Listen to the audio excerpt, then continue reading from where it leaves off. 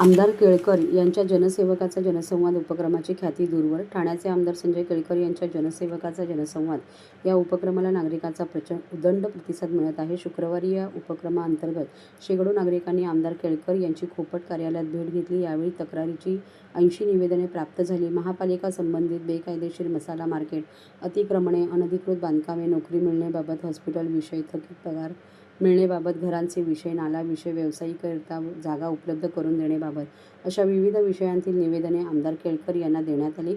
यावेळी खोपट कार्यालयात ठाणे परिवहन सदस्य विकास पाटील, माजी नगरसेवक नारायण पवार, भरत चव्हाण, सुनेज जोशी, ओमकार चव्हाण, दीपक जाधव, ओमकार चव्हाण, महेश कदम, निलेश कोळी उपस्थित होते.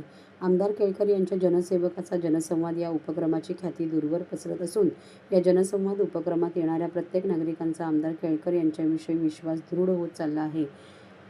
येणार प्रत्येक तक्रारदार हा जाताना समाधानी मनाने जात आहे. आमदार केळकर यांचा साधा, सरळ, मनमोकळा, हसरा स्वभाव हा येथे येणाऱ्यांना आपलेसा करत आहेत. माझ्याकडे येणाऱ्या प्रत्येक नागरिकांचे काम व्हावे ही माझी प्रामाणिक इच्छा असते आणि तसे मी प्रयत्न करतो. मनात कोणताही स्वार्थ नसेल तर कामे मार्गी लागतात, असे आमदार केळकर यांनी बोलताना सांगितले.